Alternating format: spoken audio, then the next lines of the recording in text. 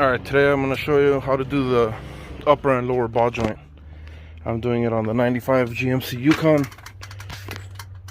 but it's about the same for a truck or Suburban or any OBS. Get the car up, take the tires off.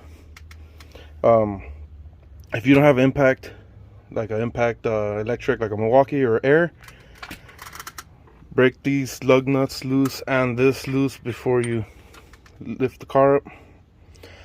You are going to be banging on here, so if you have a lot of nastiness like that, put something down to catch it. I already did the other side. This is how much came off. So get it up from the frame, let the suspension hang, take the tire off, break this loose, take this loose, leave some threads on it, take the caliper off, and that's a hex. So this was a 36 millimeter. I already got that off with the impact. To take the caliper off, it's a 3/8 hex.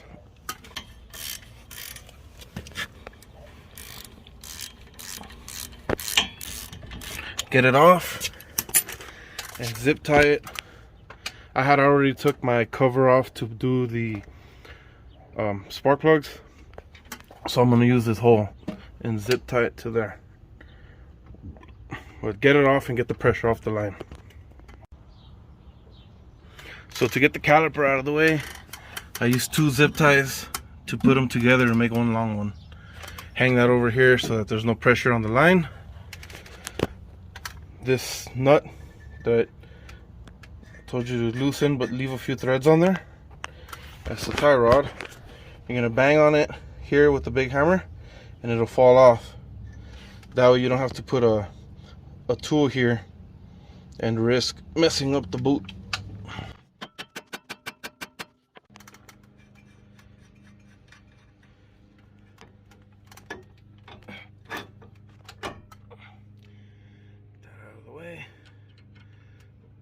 Put that back here so you don't lose it.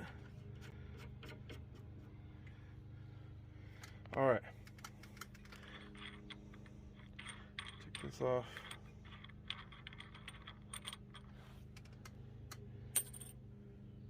Now, take off this ABS wire, unplug it from here and yank it off. This was a 1/2 inch. Lift it. And then you gotta take this bracket off. The nut's gonna spit on the bottom, so you're gonna need to use like a wrench on one side and a socket. It's a 1/2 inch on the top and a 13 on the bottom. Alright, got this off and I'm going to leave it here so I don't lose it. And take the rotor off. There's these cotter pins that you have to take off. This is the top one here. And here's the bottom one. This is a 1 1/16. And this one up here on the upper ball joint is also a 1 1/16. These ball joints are original and have never been changed before. And you can tell that because of the way that that top ball joint is. It doesn't have any studs or nuts on it, just the one on the corner right there. So that's gonna have to be cut off, and I'll show you how to do that in a moment. But right now, let's focus on taking off this spindle here. Take this nut off and just leave a few threads on there. Do the same with the upper one, and then bang on it to get it to break free.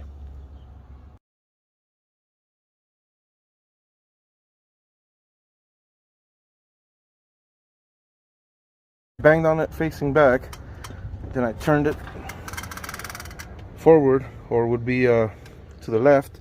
banged on it right here on the steer, and it dropped. So now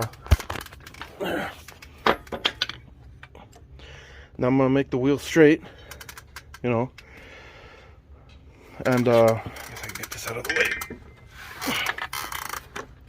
Oh, my big pry bar here.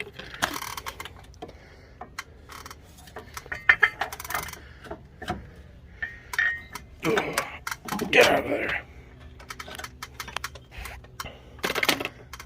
I'll push the axle in. Oh, it's in already. Take off the nut on the bottom and then take the spindle off.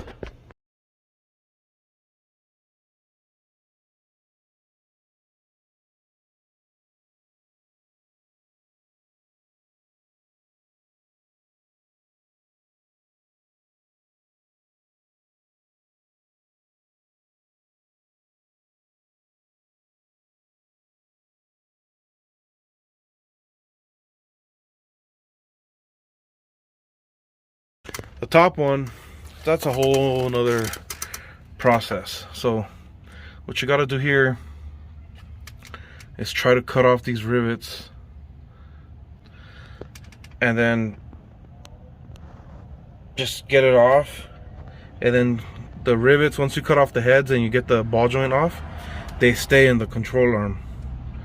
So then you got to knock that off with the air hammer.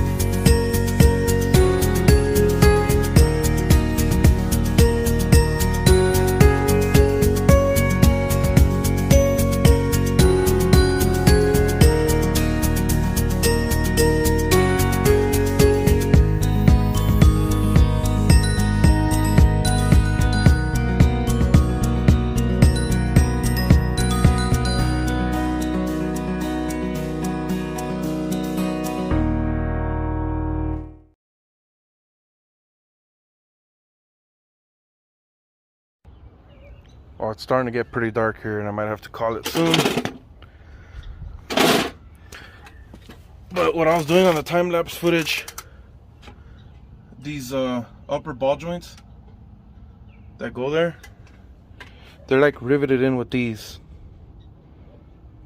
And you gotta cut the head off on one side, lift the ball joint up or pry it off, and then you saw what I did. I just, with the flap disc on the top, just smoothing it out, and then just punch this through with this bit here that I have, 1/4-inch bit. The top one's in. Pretty easy, just put it in its place, bolt it up. The bottom one's a little more tricky. You gotta use a ball joint press for that. So this is gonna be my ball joint pressing setup. I got the ball joint, the cup that fits over it, and I took off the boot, the flat, the adapter, and then I'm gonna use this plate I have because the stuff that comes in a set is not working for me.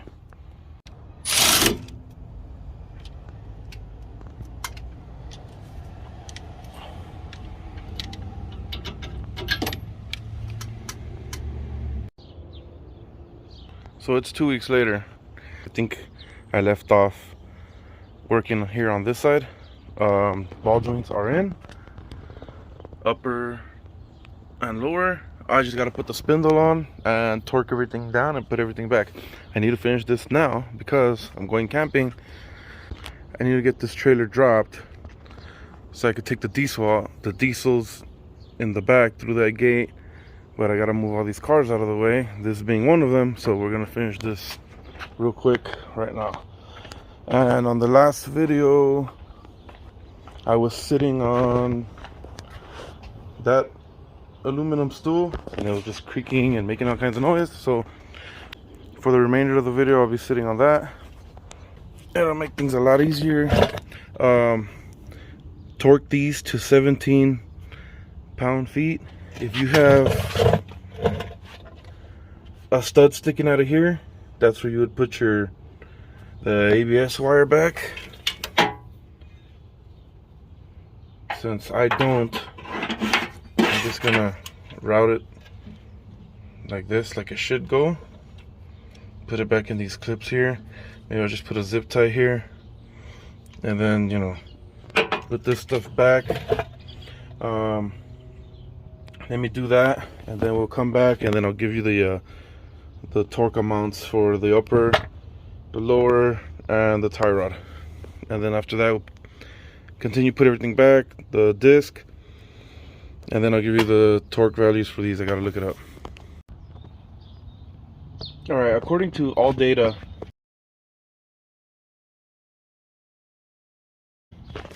this nut down here is 94 foot-pounds, and the upper is 74 foot-pounds. So torque it to that, and then if the hole's not open to pass the cotter pin through, just go a little bit more till there's an opening and then push it through.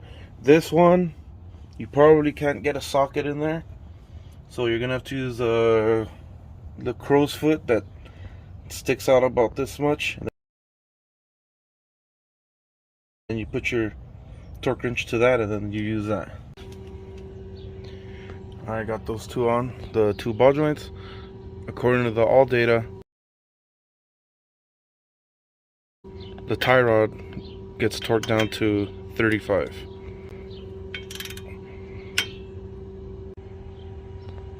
And while I'm here, before I move on, I might as well put some grease in there. So I'm gonna get my grease gun and fill it up with some of this, and I'm gonna shoot it in there.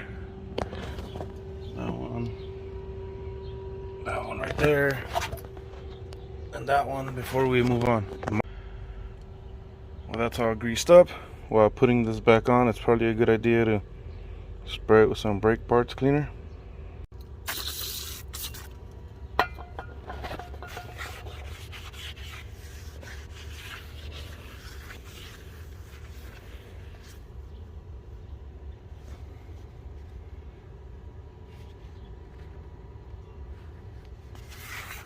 Oh, these are gonna have to get replaced soon. Here's a tip: when you're working with your rotor and it doesn't stay on, it keeps like coming off or wobbling around, just put a lug nut back on and it'll hold it on there while you do whatever you gotta do. Some cars have like a screw